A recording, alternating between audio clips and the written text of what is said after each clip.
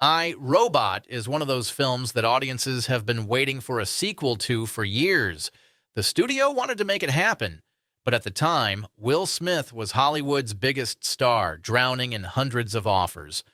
The money he was offered for an I, Robot sequel was something he could have easily made from any other film. Besides, Smith wasn't keen on repeating roles, especially since filming the first movie had been a tough experience for him. Most likely, the main reason a sequel never happened is that while the first film was a box office hit, it wasn't successful enough for the studio to justify the astronomical cost of bringing Smith back. They couldn't afford to do what Sony did with the third Men in Black movie. Smith didn't want to return for that one either, but the first two Men in Black films had grossed significantly more than I, Robot, so the studio simply threw money at him.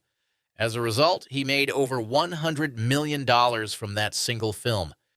Turning down sequels is actually very typical for Smith. He did the same with Hancock and I Am Legend. While a sequel to the latter might seem strange, the producers tried to work around the issue by developing a prequel. For years, they chased Will Smith with bags of money. The studio still hasn't given up on the project, as the first film's $600 million box office haul continues to haunt them. But today, let's take a look back at I, Robot. While it might seem like a smooth production with a successful outcome, behind the scenes, things were sometimes a complete nightmare. Originally, I, Robot was supposed to be a very different film. The budget was also much lower. It wasn't exactly an indie project where people worked for food, but it definitely wasn't a blockbuster either. It was meant to be a dark, thought-provoking film. The kind that makes you ask, how did we end up like this? The tone was supposed to be heavy, with characters suffering, walking around with grim faces and frequently staring pensively at the horizon.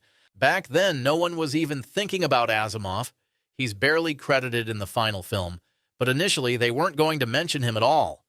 The original concept was just a simple story about a rogue robot wondering, what if I'm not like the others?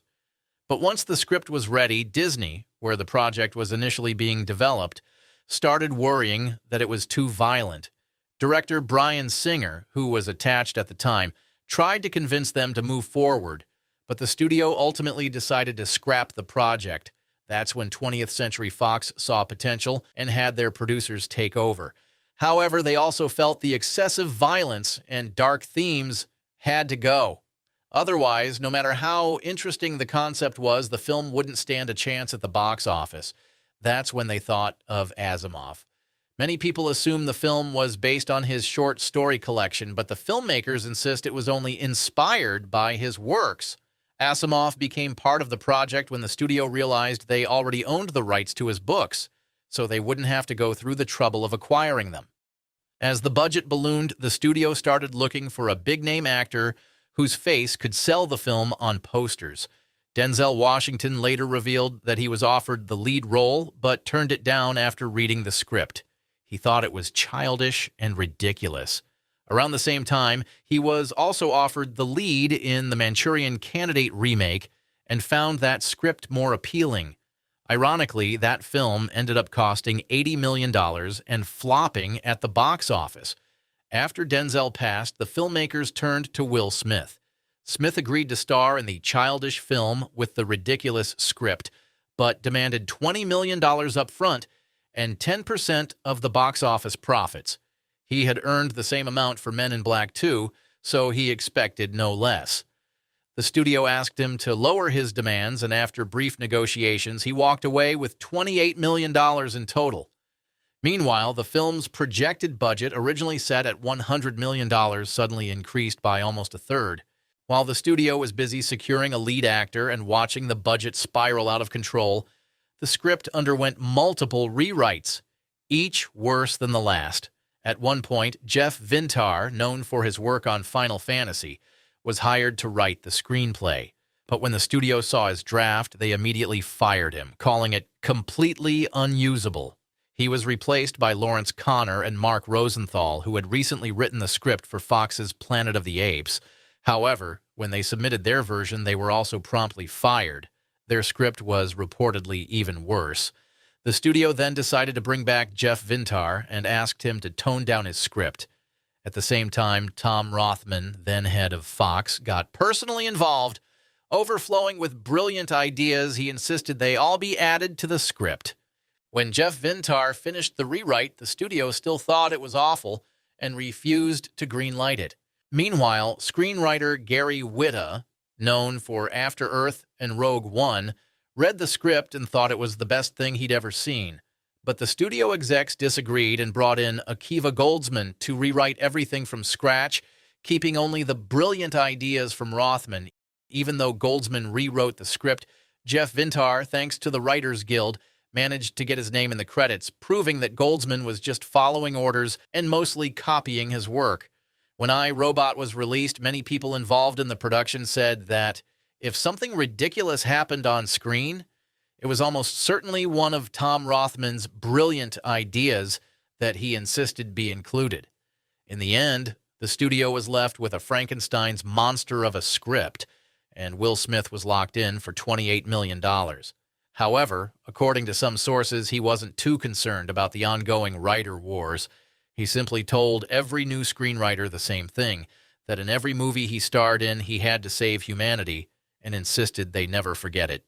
Director Alex Proyas, who had watched the script unravel, tried to leave the project but was forced to stay due to contractual obligations. Once filming began, tensions on set escalated. Proyas wanted Will Smith's character to avoid being a wisecracking smart mouth. According to him, Smith agreed, but the studio pushed back, insisting on a classic Will Smith performance. To counter this, Proyas intentionally filmed most of Smith's jokes in a way that made them easy to cut in post-production if things went sideways. Meanwhile, Tom Rothman only made things worse. He was convinced I, Robot, was the studio's biggest film of the year and believed he had to personally oversee it, or the filmmakers would inevitably mess it up.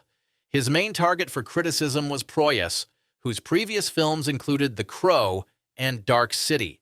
Rothman showed up on set daily, dictating how certain scenes should be shot whenever he felt Proyas was getting it wrong. According to Proyas, working on iRobot was the worst experience of his career. He compared it to running a marathon while the studio threw chairs in his path and beat him with sticks.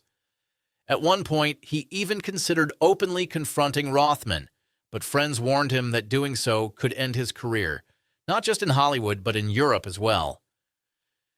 After filming wrapped, Proyas managed to convince the producers to use the original ending. Rothman, however, made it clear that if test audiences didn't respond well, he would personally reshoot and replace it with something he deemed better. Following this experience, Proyas swore never to work with studios again. He kept that promise for his next project, Knowing, though he later compromised with Gods of Egypt, which was mostly a studio-driven film. Because of his promise, he spent years unable to start his long-planned film about a war between heaven and hell. In the end, he had to cave in. Gods of Egypt would never have been made without studio backing. Rothman may seem like the clear villain in this story, but to avoid painting him as a complete power-hungry psychopath, let's consider a few facts from his career. Since 1996, he had overseen film production at Fox, and in 2000 he became the head of the studio and all its divisions. He was the one who took the gamble on funding James Cameron's Titanic. He also played a major role in greenlighting X-Men and Ice Age, as well as Slumdog Millionaire, a film that initially struggled to secure funding, but later went on to win 8 Oscars. Of course, no one likes having their work interfered with. It's possible that all the bad decisions in iRobot were Rothman's doing. Maybe after overseeing several major hits, he started believing he was a genius. Or maybe after the film was criticized by industry insiders, Proyas, who had built his reputation on The Crow and Dark City, shifted the blame, exaggerating Rothman's involvement to protect his own name. Unlike general audiences, critics weren't fans of iRobot. Even during production, the studio faced a potential lawsuit from a real-life company called US Robotics. However, because the name had already appeared in Asimov's books before the company was founded, the studio refused to change it, something that in hindsight is pretty amusing. On another note, iRobot set a 2003 record for the highest amount of product placement in a single film. No one knows exactly how much Fox earned from all the advertising, but many believe the studio had already recouped half of the film's budget before it even hit theaters. Interestingly, I, Robot is one of the few big-budget films that didn't require additional reshoots or major edits. The first cut shown at test screenings was the same version that made it to theaters. Some sources even claim it was one of the most successful test screenings in Fox's history, with audiences overwhelmingly positive about the film. I, Robot was released in the U.S. in July 2004. It debuted with $52 million in its opening weekend, knocking Spider-Man 2 off the top spot. The numbers were solid, but the following week, The Bourne Supremacy hit theaters and I, Robot started losing steam. Many blamed the studio for this, saying they rushed the release. Once they realized they had a major hit on their hands, they scrambled to finish it in time. Composer Marco Beltrami, for example, had just 17 days to write the entire film score because of the accelerated timeline. The Bourne Supremacy went on to gross $176 million domestically on a $75 million budget. I, Robot made only $144 million in the U.S. on a $120 million budget. Global markets helped, bringing in another $203 million, pushing the total to $347 million worldwide. While that was undoubtedly a financial success, rumors suggest Fox was still disappointed. Compare it to Hancock and I Am Legend, which were released after I, Robot. Both cost around $150 million to make, but grossed $600 million each. The difference is clear. Despite this, the studio continued to consider a sequel. However, frustration over the box office numbers likely stopped them from offering Smith an even bigger paycheck. The profits simply didn't justify the $28 million they had already paid him. Producer John Davis hinted at financial disputes being a major roadblock, saying they attempted to launch a sequel multiple times, but negotiations always stalled when dealing with Overbrook Entertainment, Will Smith's production company. Interestingly, Steven Spielberg was a big fan of I, Robot, so much so that he later discussed co-financing Robopocalypse with Tom Rothman. The film's concept was similar enough that it could have served as an unofficial sequel to I, Robot. All the financial details were settled, and the project remained alive, but constant script issues prevented it from moving forward. That was back in 2012. In 2018, the project resurfaced when Spielberg decided he was too old to direct it, passing the job to Michael Bay while he stayed on as a producer. But even then, momentum died down quickly. The pandemic further complicated matters, making an expensive blockbuster like Robopocalypse too risky to greenlight. At the end of the day, most audiences still enjoy I, Robot, as reflected in its high ratings on film review sites. Maybe it's not such a bad thing that it never got a sequel. After all, sequels almost always end up worse than the original. Thanks for watching, and stay tuned.